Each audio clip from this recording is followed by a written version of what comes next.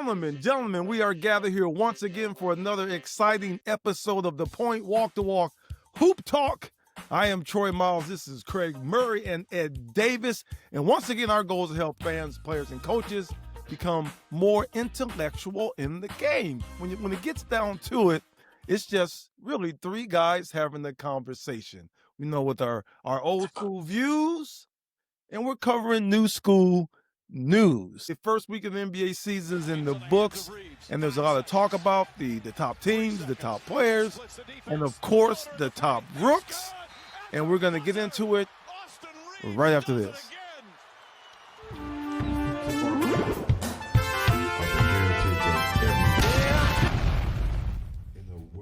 All right, fellas.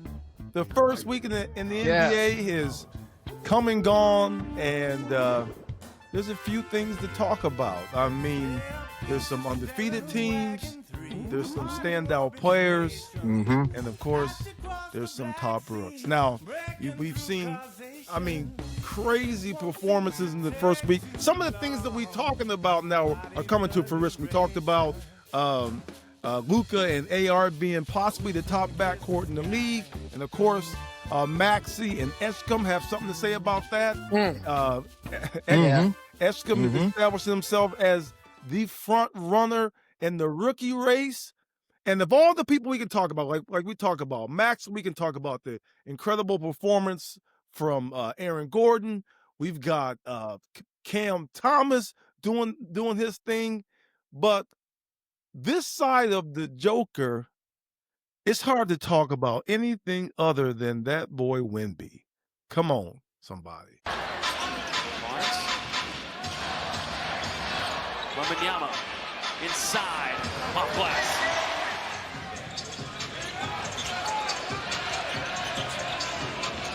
Wembanyama catching, ripping through, and a 360 layup. Unreal. Ball handling ability is too good. Watch this here. Beautiful. 360 spin, layup off the glass. Right back. Wembanyama. Keldon Johnson. Banks in a three. He's the official roofer of the San Antonio Spurs. For every three-pointer made by the Spurs this season, Belden will donate $25 to Spurs Give. Murray Boyles can't hit the three. Wembanyama around the back. Nice pass to Sal. Timeout Toronto. This is just otherworldly again. You're going for the steal in the open court, behind the back, the pass. Yeah. He's doing things I think we haven't seen. Yeah. And he's only in his third year, going into his third year.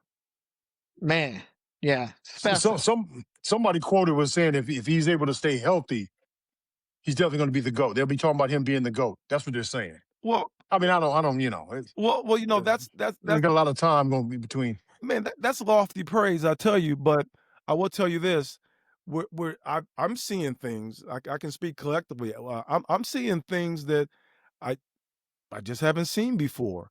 I mean, the ceiling is outrageous. Let me say this real quick. I don't want to get. No, I'm going to say I told you a long time ago.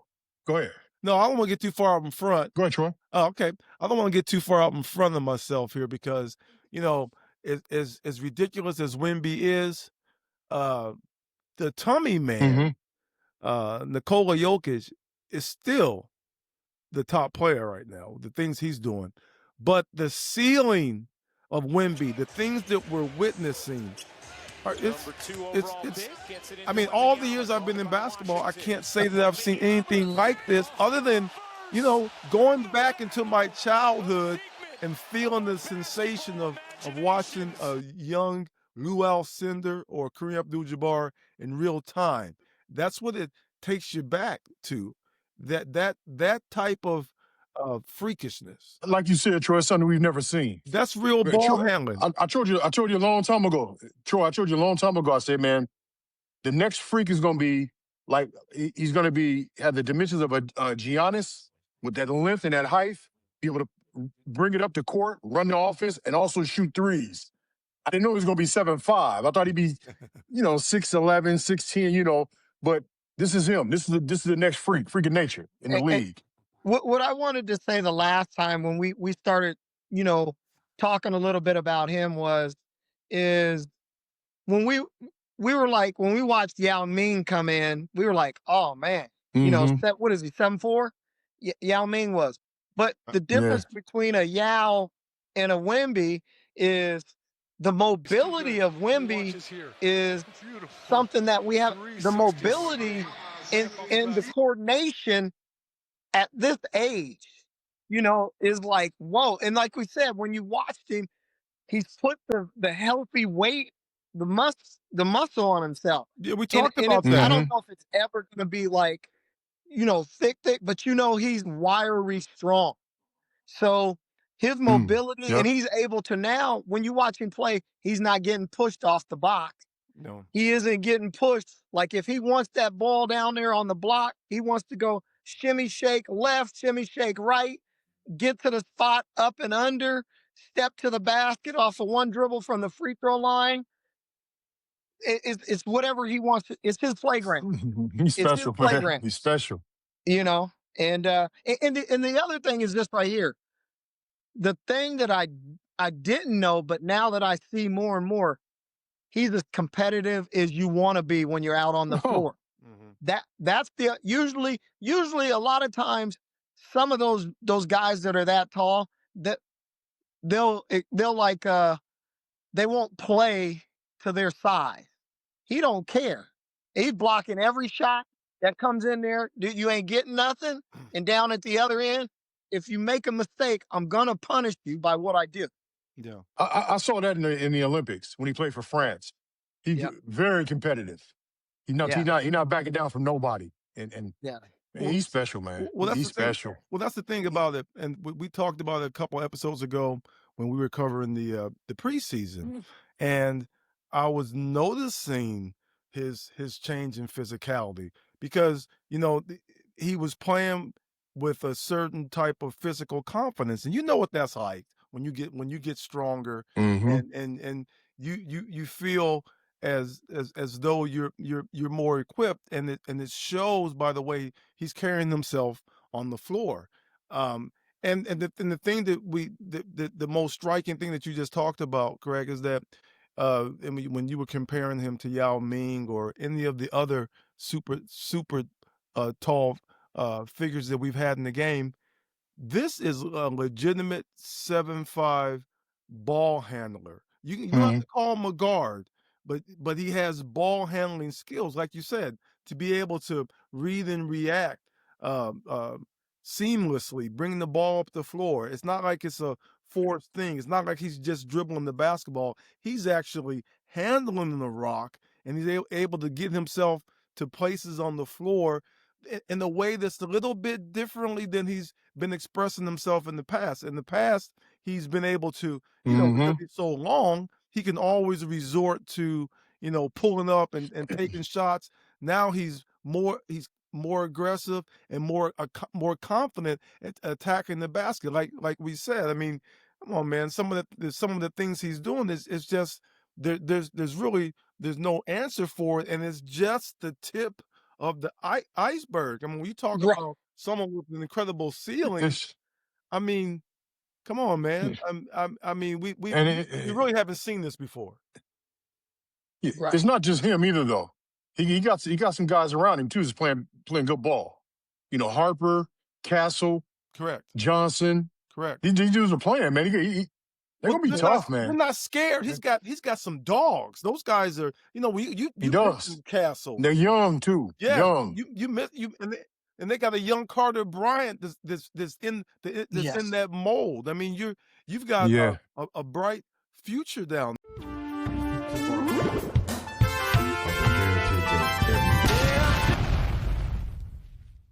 Mitch Johnson is an extension of all the things that Popovich has been brewing over there, and man, De'Aaron Fox hasn't even played. Yeah, well, but that's what makes the separation in organizations. You can be an organization that drafts the number one player and not utilize it and take advantage of it in the way you need to.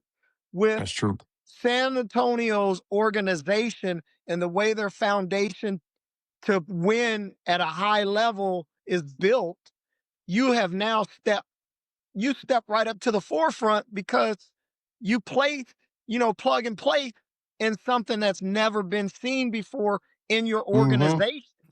And so now you're like, oh man, we can rule the roost for years to come. And like you said, it tells you we always knew that Mitch was a leader from day one. We knew that when he was young. We always knew he was a leader. But to step up on that level after what did he do? He coached maybe, I remember talking to him at the University of Portland. He might have coached maybe 2 years there, 2 years, and then jumped right into the NBA. And from there, he went from being in at Portland to being in the Spurs organization to when Pop was not healthy, they put Mitch Mm-hmm. right in there. So that just tells you what they think of him and what he's capable of doing at that organization, because they weren't just going to pick and choose anybody. They weren't going to just pluck somebody who had, a name. They were like, man. So it just shows you that Mitch is also ready for himself being in the place that he's in. And I was just listening to him. They had a microphone on him, and I was like, man, even at Oh, 57, I could play coaching with on a the guy like that sideline. right there. Yeah. Yeah. He was coaching on the side. Yeah, I heard Yeah. that. He was Yeah. coming at him and telling him Yeah. the right stuff too. Yes, But but that's part of the San Antonio culture, though, to be able to find diamonds in Yes. the rough. Traditionally, yeah. Yeah. they have a lot of guys that they're able to that they've been able to develop in their systems because they're looking at people at face value. I give the Seahawks credit for that. I'm not speaking as a fan. I just know that there are a lot of players that aren't necessarily heralded coming out of college who get opportunity because it is at face value. It is at who's bringing what to the table. And there was a Mhm. crossroad where San Antonio could have went with Becky, and they went with Mitch. Yes. Anyway, Yes. Yeah. Anyway, real quickly, Well, this is still pop. Still pop. He still has a fingerprint on his organization, though. it does. And Mitchell's story is being written right now. It's up to him in the next 3 to 5 years to kind of carve his own path. But Right. like you said, he's in the right organization. He got the Wemby. That's nothing much to say. He seems like he's doing a great job with these dudes, man. I think so. Well, now San Antonio is not the only team that's having success out west. Now, expectantly, OKC is still undefeated as far as I didn't watch in the games. I didn't watch all the games tonight, but OKC is still undefeated. Denver's playing well. We mentioned them a little bit earlier. Now the They're West, 2-2. yes. Now the West looks like either it's everybody has arrived or maybe there's some fall off. The East is the same. You've got Chicago, you've got Philadelphia, like I mentioned, led by Edgecombe and Maxey. They're undefeated. But Bazzelli and what's the off-season That's name? for the Come on now. Bulls. The Bulls, Bazzelli, the Bulls are playing well. They're off to an undefeated start. With Josh Giddey? No, Josh Giddey's Giddey's in Chicago. Yeah. That's what I was thinking. Yeah. Giddey and Bazzelli have got that team going. It's early, but teams start to define themselves when the season starts because you have contributions from players who are taking that next step. And I mentioned Bazzelli. Yeah. He seems to be doing that. Obviously, Maxey's always been at the level of superstardom. I mean, he's a very, very, very confident performer.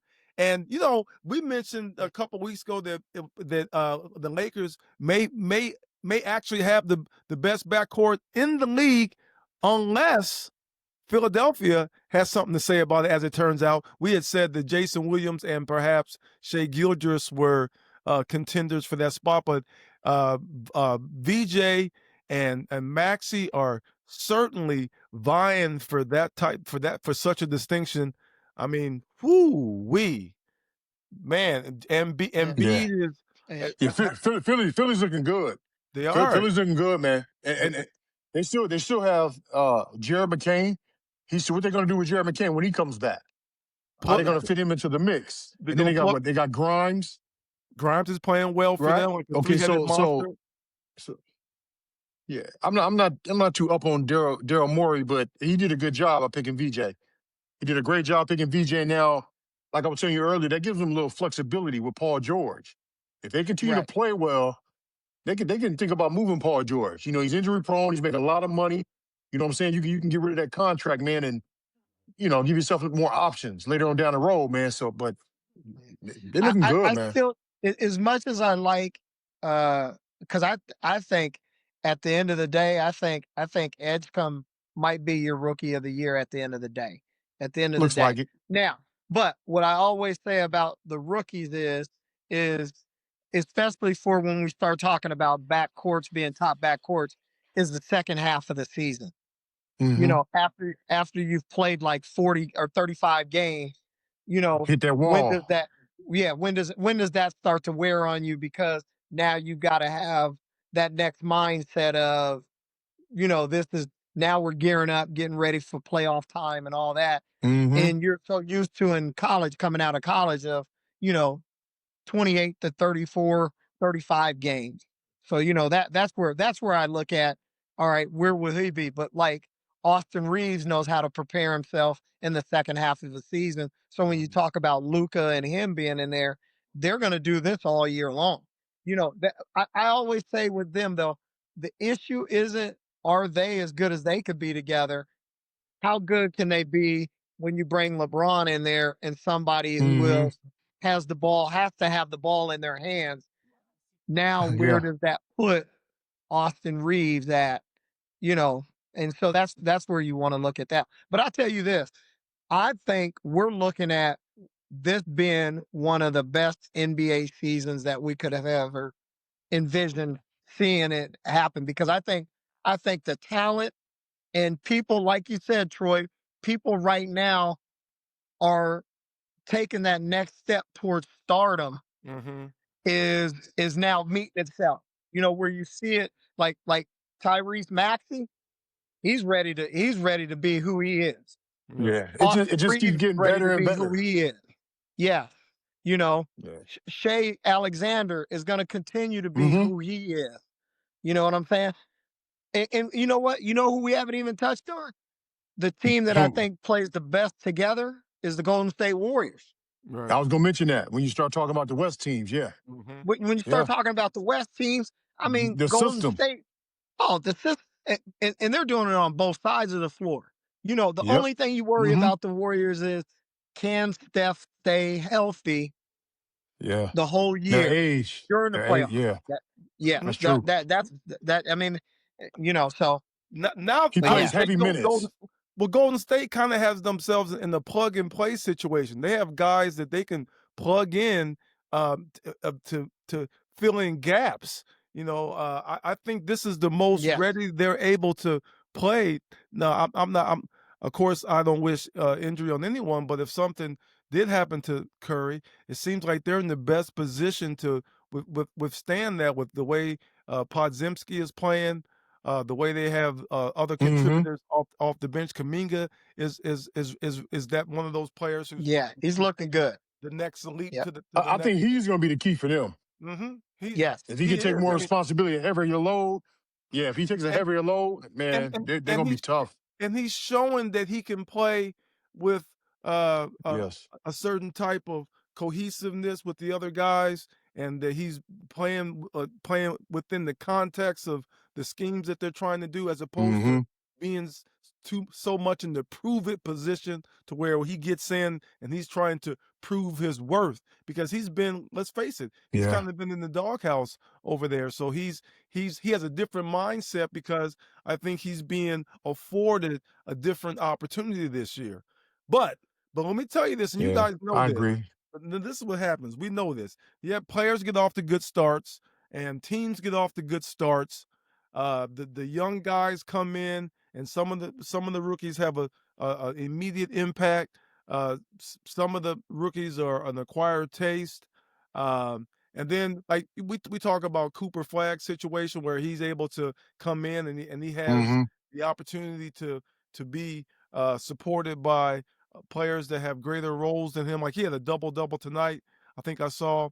But as the schedule moves on, then teams start making adjustment to guys. This is the first wave. We're gonna see how things transpire when they've played the same team a number of times, and there's film on guys, and now they're scheming. Just Right. like I watched Toronto. That's what I was gonna say about VJ.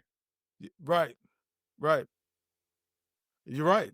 Because the league's going to catch up. The league is unforgiving, and the league will catch up, and then they can decide to take certain players out of their comfort zone and make other players contribute in ways that they not be comfortable with. You just have to wait and see.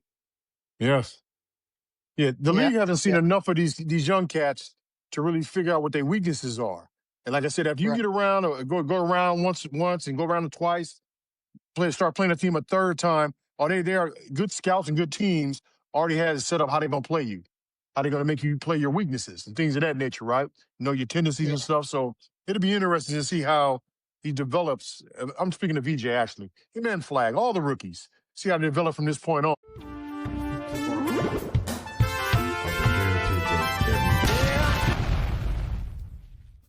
Who's the surprise teams, guys? Who are you surprised by, Craig? The Bulls.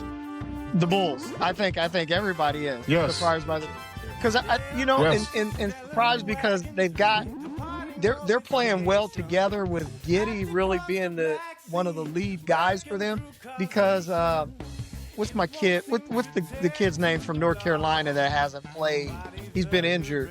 With the White, with Kobe White. Kobe White. Yeah, Kobe. Kobe White. Yes. So explosive. So they haven't even had him there at the start of the season. So for them to start off, what are they 4-0 right now? The Bulls. The Correct. Bulls are 4-0, and so and so they've surprised me the way they look. Who else? I was watching somebody else, and I was like, you know what, man, that looks like the Milwaukee Bucks. The Milwaukee Bucks. I think they're going to have a good year surprised. this year. I think they'll have a great year this year. Well, just watching them and also listen to some of the guys on the basketball channels. The thing that it seems like for Giannis, the thing that helped was that you don't have a Damian Lillard that is clogging up the floor because he's waiting to get the kick out. So now the floor has opened up for him. And now he's not settling for any like they were throwing his shot chart and where he got all the shots. I think it was last night. I forget how many he went for. It was like 44, I think. But he only took 1 3. And the way he was surgical on what he was doing. I mean, it was and we haven't talked a lot about him in the past couple of years since they won their championship because I think he did get out of comfort when they brought in, a different staff and a different player that they thought would help them, which in return, it probably hurt them more than it helped them because they really didn't seem like they were ever comfortable playing together. Well, basketball is a different beast. Milwaukee made a mistake. I told you Milwaukee made a mistake by giving up Jrue. Jrue Holiday. That was a huge mistake. That was a chemistry huge error. Mistake. And it's the way he plays. He doesn't have to score. He does a little bit of everything, and he defends. That goes back to the general managers and the management making decisions, not knowing. Go ahead, Craig. Well, they did a good job picking up and we were just talking about. I think we were talking about surprises, not only Milwaukee but Portland, and it is because Portland, because of Holiday, And I think, There you you know, go. See? you, you know, I mean, what they've won 3 games, and you wouldn't have thought with not having Dame there, with losing Chauncey, but Yeah. he- Holiday's Man, such a winner, and he does so much for your team that you don't see in the boxes that everybody looks Mm-hmm. at. Those he just plays the right way, man, hey and man, he just and he's a dog with what he does on both ends. the Blazers are dogs. Period. Those guys get after it, man. Oh yeah, they Pick, got young they, cats. They got they young pick you cats. up. They play solid Mm-hmm. solid defense. Aja is a talented young player they have in that organization. It's they're looking good over there. I mean, the West.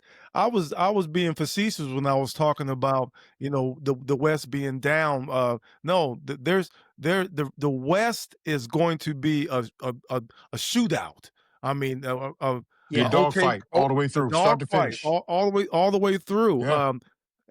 I don't know if I was to compare and contrast just from the eye test. If I was just comparing and contrasting the Eastern Conference and the Western Conference, I would definitely give a nod to the Western Conference, surely. And I think that's overrated a lot of times. You hear people talking about, well, the East is weak and or the West is this and that. It's hard to really tell until the head to head happens, but it just looks like the West has a lot to offer, because like I said, as much as we can rave and we can fawn all over Wemby, still the best player in the league by demonstration right now is Joker. I mean, is Jokic at the moment. And Denver, the way they play, they're always going to be in it.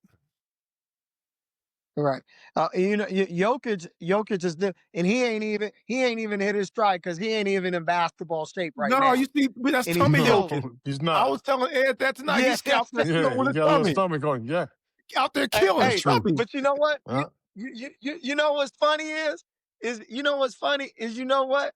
Even when he gets in shape, he's still gonna be playing the same way he's playing. It ain't Mm-hmm. like it ain't It like ain't you're gonna gonna be change. like No. it ain't gonna Yeah. change. It's just he'll be able to get up and down a little bit faster up and down the floor. That's And it. but and I'll tell you this, I am impressed. It's it takes when I watch basketball and I really like look at people's skill sets and what they bring to the table. I am totally impressed with Aaron Gordon and what he has Yes. done with his perimeter game. Yes. I am Mm-hmm. totally impressed. I am. You know what? That the way he is shooting the basketball, it opens up so much other stuff for him. Now all of a sudden, his physical freak or his physical athleticism isn't the only thing we're looking at when we watch him play and him impacting the game. So He said he I'm said he impressed with that.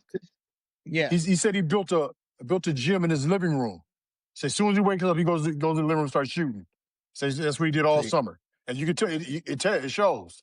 Mm-hmm. It Oh, shows. that It's nice. It's nice to see. It's nice to see guys come back and you see. Oh, he worked on his game. You can tell. Some guys you can just tell he worked on his game. hey, he worked It's on his good. game, but it'd be nice to have some zeros like that where you can build that stuff into your living room.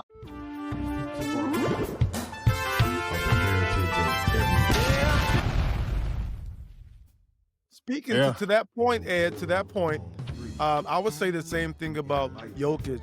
I was watching him operate in the paint, and I was just telling you, you can see that he's added to his arsenal. I mean, the little dancing in the paint that he does, he's got a little kind of a step back. I think that's just him, Troy. I think that's just him, man. I think that's just Jokic. He do it all. There's nothing he couldn't do 2 years ago. It's just that's him. Like I said, he's big. He throws stuff up. It goes in, man. He's good. We've talked about VJ Eshcom. Let's talk about the other rookies. There's some other rookies that are making a name for themselves, who we talked about a couple episodes ago. There's always rookies that show up and they're never rookies. They step right into the fray and they play as if they've been playing like they're seasoned veterans. And I guess the one that comes to mind to me right away that jumps off the page is the way Dylan Harper has assimilated already Mm-hmm. into his role in San Antonio, and that's off the bench. He's not even starting in San Antonio. He's coming into the game and having the immediate impact on the directionality of the game as soon as he hits the floor, based on his amenities, and that's the thing. There's a couple rookies I haven't seen yet, like Cedric Coward. I haven't got a chance to watch him play yet. He's one Me of either. he's on the list of rookies that you didn't expect to be in the place that they are. Who are some of the other rookies that you guys have been Mm-hmm. impressed by? You mentioned the big boy from Charlotte. You mentioned him. He's playing well. I haven't Faulkner, seen was it Yang from Bulls? I haven't seen the big boy from the Bulls. Big You mean Asian from kid. Portland? You mean Has for he the been playing? From Portland. I'm sorry. Trailblazers? Yeah, from Portland. I haven't He, seen him yeah, he play didn't get either. much. He didn't get much time the other night. But he's Yeah. been contributing. He's been doing big things in small minutes. I think he had like 12 points in Okay. the short stint the other night. He looks like Okay. he's going to contribute to Portland's resurgence. Man, this Mm-hmm. is always fun time to watch. I mean, I wish I was watching my Mariners in the World Series, but this is a Oh, here we healthy go. Here we consolation. go. No, George, Ed doesn't want to talk about this because Here we go. Hey, Craig, we told Ed off the rip that Toronto was going to win the World Series because they weren't supposed to get past the Mariners, and that was really the championship. I mean, I'm not. People want to say I'm a biased Seattle fan. I'm just calling it like I see it. What? What? So hold on. So you're not a biased Seattle fan? No, I'm just Okay. Yeah. All right. Okay. obviously, I told you all along that I expected the Mariners to win the whole thing, and like Cal said, might as well go F and win the whole thing. It just didn't. It wasn't our time to win it because I said that Toronto, it's Toronto's time. The Dodgers don't have enough. They have quality pitching. I don't even know why we're talking about baseball. They got quality pitching, starting pitching. You brought it up. You get into the bullpen. Well, I did because I'm gonna be honest, man. I'm not a hater, but this is the first Hell time yeah. I haven't watched Okay. the World Series in years. It's because I got an open wound still. I mean, He's bitter. that's just what I'm. No, I understand. I understand, man. I understand. Well, of Well, course you you from do. I Seattle, mean, so you got a lot of open wounds. You got scabs too. I'm just saying, man. I'm just saying. Are you still a Raiders fan, sir? Man, for life. For life. Forever. Oh, there we I go. was confused for a minute, Craig. He was talking like he wasn't the Mariners. Like he wasn't a Raiders fan. And I looked at I looked at this article was talking about the weakest quarterback link in the league, and I think he had on a Raiders helmet. I'm not sure. Look who the hell we got him from. Look where we got him from. Seattle. See what I'm saying? I told you when he came over here. I said, we're done. I said, we're done. The Seattle coach, we're done. I told you. I knew it. Soon as he came to Seattle, I said, oh, we're done. We ain't got a chance. Like I said, man, you hear that smoking. That Seattle should be traveling. That should be traveling, man. Man, should travel. Yeah. Hey, we need what we need right now. What we need right now is we need an NBA franchise here. That's what we need. We need an NBA franchise. Yeah, true. Yeah, it's coming. Well, they should never took the one they had out there. Yeah. Well, that's true. And much to the chagrin of the Warriors and the Lakers, when the Sonics are back, it'll be we'll be back to our regular West Coast supremacy. That's the shameful thing. I mean, we were the best team in the West, and Oh my and God. to move the and the move. Well, Well, Craig, this is the part. I mean, You sound like Skip come on, Bayless, man. You sound like Skip Bayless right now. You sound like Skip Bayless. You sound like Skip Bayless right now. Are you trying to tell me I need a new TV? All I know is that the OKC, which is basically the Sonics, just won the championship. Yeah. What are you talking about? Sam Presti is maybe the best mind in the NBA of the general managers, and you know where he's from? He Seattle. That's definitely true on that. Yes, that's a Seattle guy. And so, I mean, I know Ed doesn't like to hear that, but I mean, do you realize how much of a break you've caught all these years without having the Sonics on that ass? And the Lakers, the Clippers, the Golden State, they've all had a better opportunity with the Sonics not being here. And I say that unbiasedly and without, emotionality. I'm just calling it like I see it. Craig, why are you laughing, Craig? Let it go, Craig. Don't hold it in. Let it go. No, not just that. Not just that. The Sonics had not only that, the Sonics had the best uniform. You're going to laugh the rest of his cold out of you. Come on. Man, come on, man. Not only that, the Sonics also had the best uniforms. All right. Okay. Hey, you can tell we're at the end of the day. Hey, well, you know, I can know that. Yeah. We've been over. We're getting close to the end of the telecast. I just wanted to get all that in, make sure I fit all that in just to keep it real. You know, we're here. We're not here to BS anybody. We're here to add value.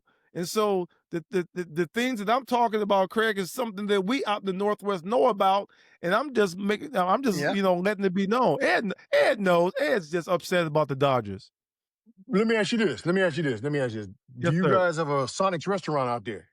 Is there a Sonics restaurant in Seattle? No, you told me that one before. I can't see you laughing. What? No, it's a restaurant out here. I actually did have to laugh when you brought that up the last time because that was funny the first time, but the second time, the Sonics. I mean, come on, all you got Ed, the world. If nothing else, the world is missing the jerseys.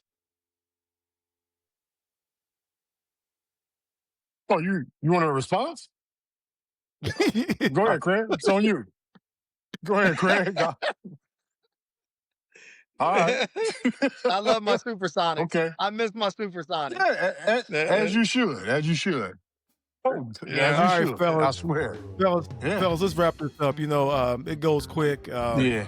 And once again, this is that special time where I just like to, to give true appreciation to our listeners out there. If you stuck around, this is your first time watching, please like, please subscribe, please comment. That's our lifeblood. That keeps us going. That keeps us, that keeps us in it.